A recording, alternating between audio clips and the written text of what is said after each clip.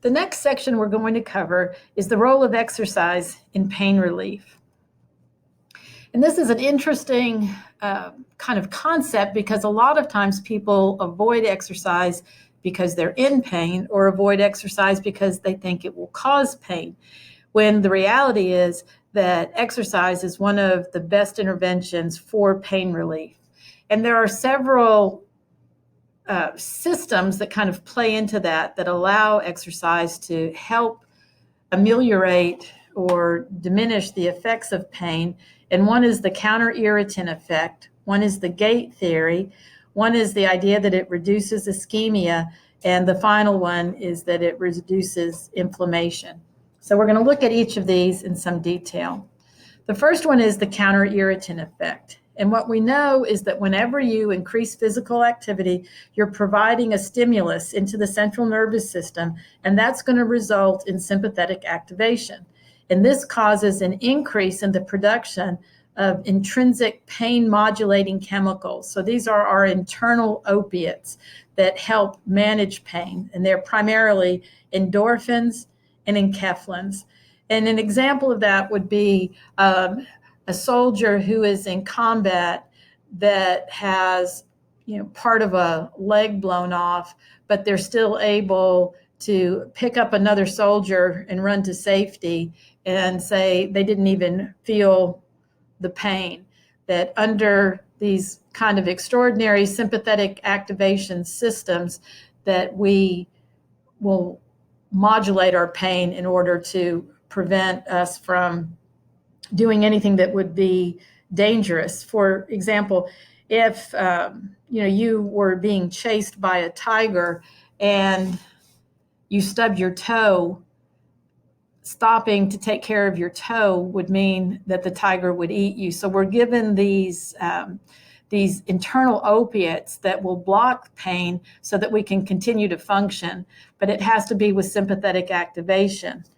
The issue is that any type of activity, to some extent, is going to increase sympathetic activation. So you can see here that we have all of these receptors out in the periphery. And any time that we signal any sensory type of process, particularly that activity is happening, it sends that into this dorsal part of the spinal cord where it's going to synapse. And one of the components of the output is going to go through the sympathetic ganglia and will produce these internal opiates. So any activity is better than none, but the higher intensity it is, the more active these systems become and the more effective they are in diminishing pain.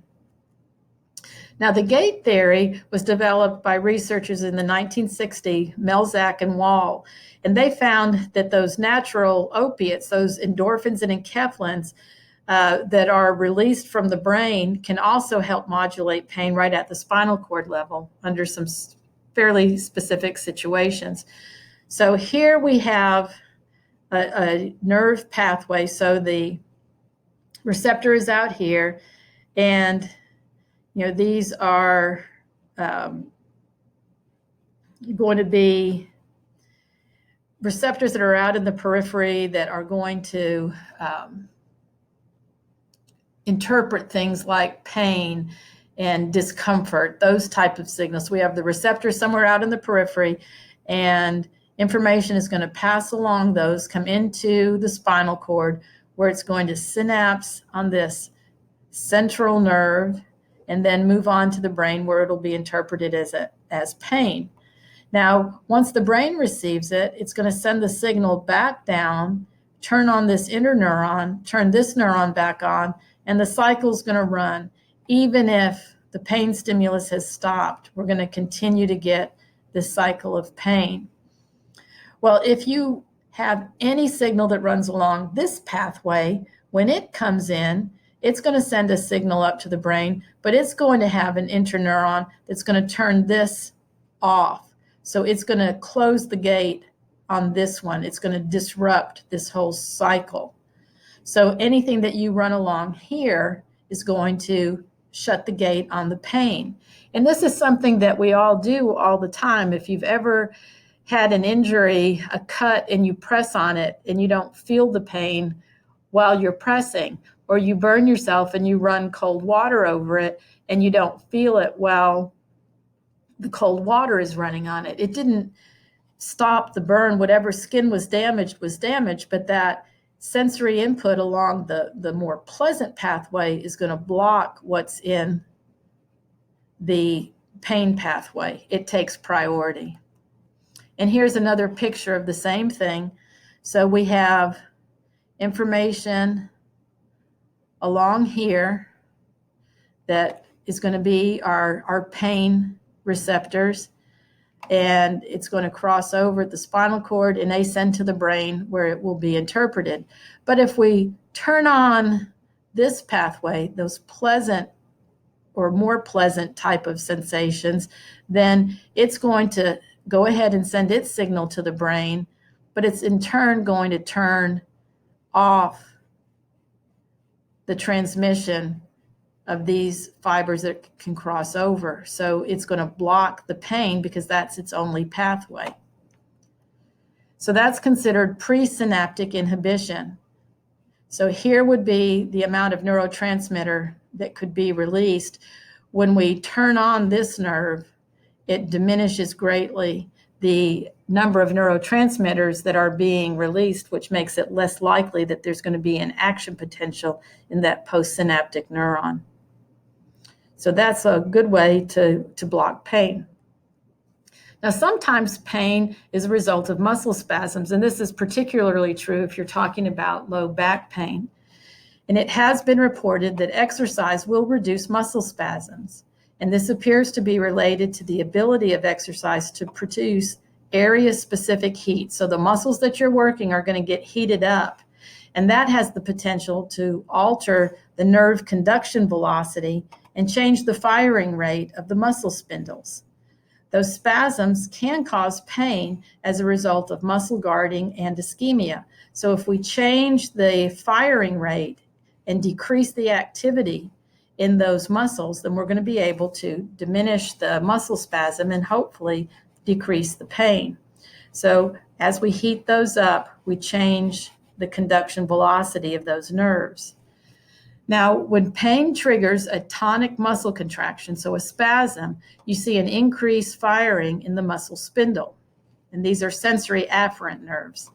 The elevation of muscle temperature to a therapeutic range decreases the firing rate of those afferents and increases the firing rate of the Golgi tendon organs, the GTOs. This reversal of activity causes a decrease in the firing rate of the alpha motor neuron and will reduce the tonic muscle contraction. So what this is saying is that these GTOs, the Golgi tendon organs, are what can turn it off. And if you heat the muscle up from exercise, then that's going to increase the firing rate of the GTO, and it will help turn the muscle off. So that's a good thing if we're wanting to decrease muscle activity and reduce a muscle spasm. And so here's again kind of a picture of that loop. So we send a signal in here, and if this is the sensory component of the GTO, then it's going to reverse that signal and turn off the muscle that's having the spasm. And this shows the stretch receptor on the muscle, and this is what's causing a lot of the muscle contraction. So what happens is this fiber is over transmitting, and heat will slow this one down to decrease the amount of activity in the muscle, and it increases the firing in the GTO. So both things together help decrease pain. Now, the last thing that it can do is it can reduce or resolve the inflammatory infiltrates. Now, when chronic inflammation occurs, so this is when the acute inflammatory process did not eliminate the injuring agent and it fails to restore its tissue to its normal physiological state. So typically you might sprain your ankle and it's going to hurt for a while, primarily to keep you from re-injuring it, and then it gets better.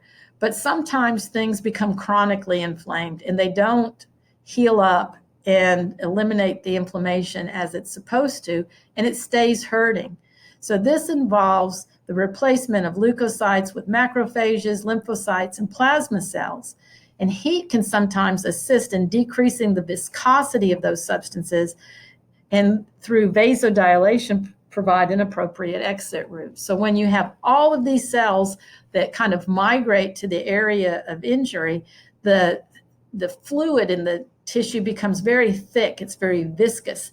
And if with exercise we can heat it up, we loosen it up. It's like putting Jell-O in the microwave. It becomes very loose. And the heat will also cause vasodilation, so that looser inflammation fluid has a way to get out of the area. And as we decrease the inflammation, then the pain starts to diminish.